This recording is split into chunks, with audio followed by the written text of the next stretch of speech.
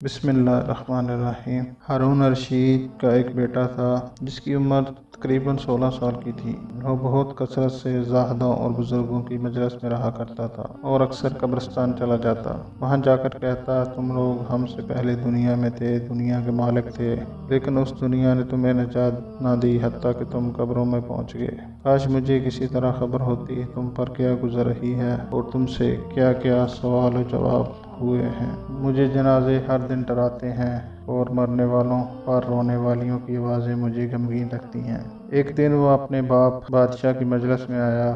اس کے پاس وزراء، امراء سب لوگ جمع تھے اور لڑکے کے بدن پر ایک کپڑا معمولی اور سر پر ایک لنگی بندھی ہوئی تھی۔ اراکین سلطنت آپس میں کہنے لگے، اس پاگل لڑکے کی حرکتوں نے امیر المومنین کو بھی دوسرے بادشاہوں کی نگاہ میں ذلیل کر دیا ہے۔ اگر امیر المومنین اس کو تنبیہ کریں تو شاید یہ اپنی اس حالت سے باز آ جائے۔ امیر المومنین نے یہ بات سن کر اس سے کہا کہ بیٹا، تو نے مجھے لوگوں کی نگاہ میں ذلیل کر رکھا ہے۔ اس نے یہ بات سن کر باپ کو تو کوئی جواب نہیں دیا، لیکن ایک پرندہ وہاں بیٹھا تھا۔ اس کو کہا کہ اس ذات کا واسطہ جس نے تجھے پیدا کیا ہے، تو میرے ہاتھ پر آ کر بیٹھ جا۔ وہ پرندہ وہاں سے اڑ کر اس کے ہاتھ پر آ کر بیٹھ گیا، پھر کہا کہ اب اپنی جگہ چلا جا۔ وہ ہاتھ پر سے اڑ کر اپنی جگہ چلا گیا۔ اس کے بعد اس نے عرض کیا کہ ابا جان، اصل میں آپ دنیا سے جو محبت کر رہے ہیں اس نے مجھے رسوا کر رکھا ہے۔ اب میں نے یہ ارادہ کر لیا ہے کہ آپ سے جدائی اختیار کر لوں۔ یہ کہہ کر وہاں سے چل دیا اور ایک قرآن شریف صرف اپنے ساتھ لیا۔ چلتے ہوئے ماں نے ایک بہت قیمتی انگوٹھی بھی اس کو دے دی۔ وہ یہاں سے چل کر بصرہ پہنچ گیا اور مزدوروں میں کام کرنے لگا۔ ہفتہ میں صرف ایک دن شنبہ کو مزدوری کرتا اور 8 دن تک وہ مزدوری کے پیسے خرچ کرتا اور 8ویں دن پھر شنبہ کو مزدوری کر لیتا اور 1 درہم اور 1 وانق یعنی درہم کا چھٹا حصہ مزدوری لیتا۔ اس سے کم یا زیادہ نہ لیتا۔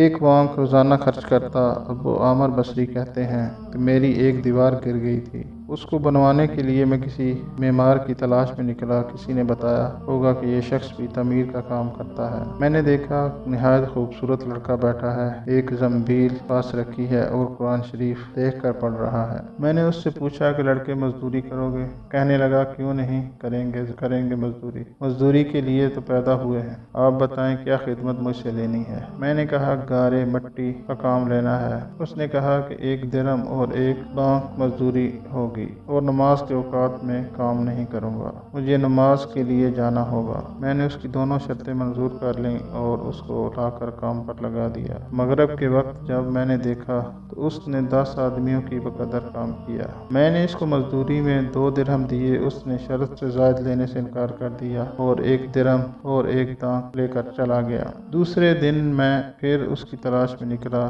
وہ مجھے کہیں نہ ملا۔ میں نے لوگوں سے تحقیق کی کہ ایسی صورت کا ایک لڑکا مزدوری کیا کرتا ہے، کسی کو معلوم ہے کہ وہ کہاں ملے گا؟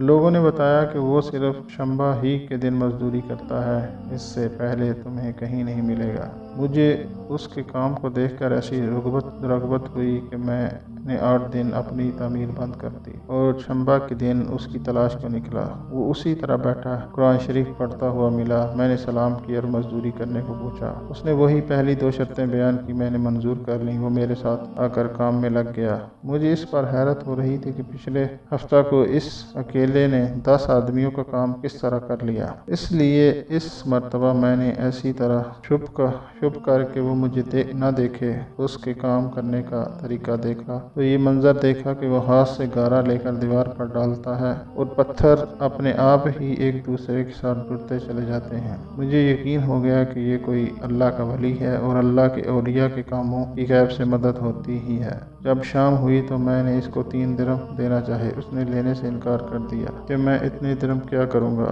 اور 1 درہم لے کر چلا گیا۔ میں نے 1 ہفتہ پھر انتظار کیا اور تیسرے شنبہ کو پھر میں اس کی تلاش میں نکلا، مگر وہ مجھے نہ ملا۔ میں نے لوگوں سے تحقیق کیا، ایک شخص نے بتایا کہ وہ 3 دن سے بیمار ہے، فلاں ویرانہ جنگل میں پڑا ہے۔ میں نے ایک شخص کو اجرت دے کر اس پر راضی کیا کہ وہ مجھے اس جنگل میں پہنچا دے۔ وہ مجھے ساتھ لے کر اس جنگل میں پہنچا تو میں نے دیکھا کہ وہ بے ہوش پڑا ہے، آدھی اینٹ کا ٹکڑا سر کے نیچے رکھا ہوا ہے۔ میں نے اس کو سلام کیا، اس نے جواب نہ دیا۔ میں نے دوسری مرتبہ سلام کیا تو اس نے آنکھ کھولی اور مجھے پہچان لیا۔ میں نے جلدی سے اس کا سر اینٹ پر سے اٹھا کر اپنی گود میں رکھ لیا۔ اس نے سر ہٹا لیا اور چند شعر پڑھے، جن میں سے 2 یہ ہیں: میرے دوست، دنیا کی نعمتوں سے دھوکہ میں نہ پڑو، عمر ختم ہوتی جا رہی ہے اور یہ نعمتیں سب ختم ہو جائیں گی۔ جب تو کوئی جنازہ لے کر قبرستان میں جائے تو یہ سوچتا رہا کر کہ تیرا بھی ایک دن اسی طرح جنازہ اٹھایا جائے گا۔ اس کے بعد اس نے مجھ سے کہا کہ ابو عامر، جب میری روح نکل جائے تو مجھے نہلا کر میرے اسی کپڑے میں مجھے کفن دے دینا۔ میں نے کہا، میرے محبوب، اس میں کیا حرج ہے کہ میں تیرے کفن کے لیے نئے کپڑے لے آؤں؟ اس نے جواب دیا، نئے کپڑوں کے لیے زندہ لوگ زیادہ مستحق ہیں۔ یہ جواب حضرت ابوبکر صدیق کا جواب ہے۔ انہوں نے بھی اپنے وصال کے وقت یہی فرمائش کی تھی کہ میری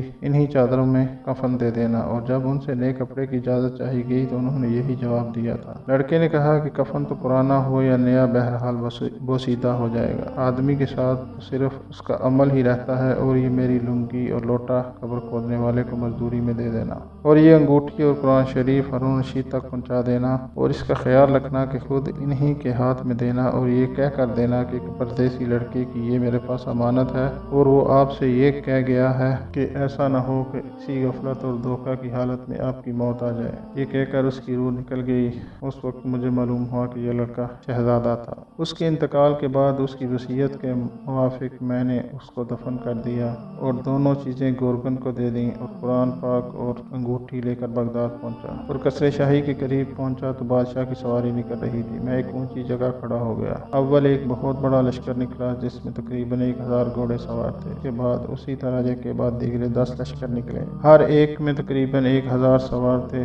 10ویں جتھے میں خود امیر المومنین بھی تھے۔ میں نے زور سے آواز دے کر کہا، اے امیر المومنین، آپ کو حضور اقدس صلی اللہ علیہ وآلہ وسلم کی قرابت رشتہ داری کا واسطہ، ذرا سا توقف کر لیجئے۔ میری آواز پر انہوں نے مجھے دیکھا تو میں نے جلدی سے آگے بڑھ کر کہا کہ میرے پاس ایک پردیسی لڑکے کی یہ امانت ہے جس نے مجھے یہ وصیت کی تھی کہ یہ دونوں چیزیں آپ تک پہنچا دوں۔ بادشاہ نے ان کو دیکھ کر پہچان لیا، تھوڑی دیر سر جھکایا، ان کی آنکھ سے آنسو جاری ہو گئے، اور ایک دربان سے کہا کہ اس آدمی کو اپنے ساتھ رکھو، جب میں واپسی پر بلاؤں تو میرے پاس پہنچا دینا۔ جب وہ باہر سے واپسی پر مکان پر پہنچے تو محل کے پردے گروا کر دربان سے فرمایا، اس شخص کو بلا کر لاؤ، اگرچہ وہ میرا غم تازہ ہی کرے گا۔ دربان میرے پاس آیا اور کہنے لگا، امیر المومنین نے بلایا ہے، اور اس کا خیال رکھنا کہ امیر پر صدمہ کا بہت اثر ہے، اگر تم 10 باتیں کرنا چاہتے ہو تو 5 ہی پر اکتفا کر لینا۔ یہ کہہ کر وہ مجھے امیر کے پاس لے گیا۔ اس وقت امیر بالکل تنہا بیٹھے تھے۔ مجھ سے فرمایا کہ میرے قریب آ جاؤ۔ میں قریب جا کر بیٹھ گیا۔ کہنے لگے، تم میرے اس بیٹے کو جانتے ہو؟ میں نے کہا، جی ہاں، میں ان کو جانتا ہوں۔ کہنے لگے، وہ کیا کام کرتا تھا؟ میں نے کہا، گارے مٹی کی مزدوری کرتے تھے۔ کہنے لگے، تم نے بھی مزدوری پر کوئی کام اسے کروایا ہے؟ میں نے کہا، کرایا ہے۔ کہنے لگے، تمہیں اس کا خیال نہ آیا کہ اس کی حضور اقدس صلی اللہ علیہ وسلم سے قرابت تھی کہ یہ حضرات حضور کے چچا حضرت عباس کی اولاد میں ہیں؟ میں نے کہا، امیر المومنین، پہلے سے معذرت چاہتا ہوں، اس کے بعد آپ سے عذر خواہ ہوں۔ مجھے اس وقت اس کا علم ہی نہ تھا کہ یہ کون ہے۔ مجھے ان کے انتقال کے وقت ان کا حال معلوم ہوا۔ کہنے لگے کہ تم نے اپنے ہاتھ سے اس کو غسل دیا؟ میں نے کہا، جی ہاں۔ کہنے لگے، اپنا ہاتھ لاؤ۔ میرا ہاتھ لے کر اپنے سینہ پر رکھ دیا اور چند شعر پڑھے، جن کا ترجمہ یہ ہے کہ اے وہ مسافر جس پر میرا دل پگھل رہا ہے اور میری آنکھیں اس پر آنسو بہا رہی ہیں، اے وہ شخص جس کا مکان قبر دور ہے لیکن اس کا غم میرے قریب ہے، بے شک موت ہر اچھے سے اچھے عیش کو مقدر کر دیتی ہے، وہ مسافر ایک چاند کا ٹکڑا تھا۔ اس کے بعد ہارون رشید بصرہ اس کی قبر پر جانے کا ارادہ کیا۔ ابو عامر ساتھ تھے۔ اس کی قبر پر پہنچ کر ہارون رشید نے چند شعر پڑھے، جن کا ترجمہ یہ ہے، اے وہ مسافر جو اپنے سفر سے کبھی بھی نہ لوٹے گا، موت نے کم عمری کے ہی زمانہ میں اس کو جلدی سے اچک لیا، اے میری آنکھوں کی ٹھنڈک، تو میرے لیے انس اور دل کا چین تھا، لمبی راتوں میں بھی اور مختصر راتوں میں بھی۔ تو نے موت کا وہ پیالہ پیا ہے جس کو ان قریب تیرا بوڑھا باپ بڑھاپے کی حالت میں پیے گا، بلکہ دنیا دنیا کا ہر آدمی اس کو پیے گا، چاہے وہ جنگل کا رہنے والا ہو یا شہر کا رہنے والا ہو۔ بس سب تعریفیں اس وحدہ لا شریک کے لیے ہیں جس کی لکھی ہوئی تقدیر کے یہ کرشمے ہیں۔ ابو عامر کہتے ہیں کہ اس کے بعد جو رات آئی تو جب میں اپنے وظائف پورے کر کے لیٹا ہی تھا کہ میں نے خواب میں ایک نور کا قبہ دیکھا جس کے اوپر ابر کی طرح نور ہی نور پھیل رہا ہے۔ اس نور کے ابر میں سے اس لڑکے نے مجھے آواز دے کر کہا، ابو عامر تمہیں حق تعالی شانہ جزائے خیر عطا فرمائے، تم نے میری تجہیز و تکفین کی اور میری وصیت پوری کی۔ میں نے اس سے پوچھا کہ میرے پیارے تیرا کیا حال گزرا؟ کہنے لگا کہ میں ایسے مولا کی طرف پہنچا ہوں جو بہت کریم ہے اور مجھ سے بہت راضی ہے۔ مجھے اس مالک نے وہ چیزیں عطا کی جو نہ کبھی کسی آنکھ نے دیکھی، نہ کان نہ سنی، نہ کسی آدمی کے دل پر ان کا خیال گزرا۔ یہ ایک مشہور حدیث پاک کا مضمون ہے۔ حضور اقدس صلی اللہ علیہ وسلم فرماتے ہیں کہ اللہ جل جلالہ پاک ارشاد ہے کہ میں نے اپنے نیک بندوں کے لیے ایسی چیزیں تیار کر رکھی ہیں جو نہ کسی آنکھ نے کبھی دیکھی، نہ کان نے سنی، نہ کسی کے دل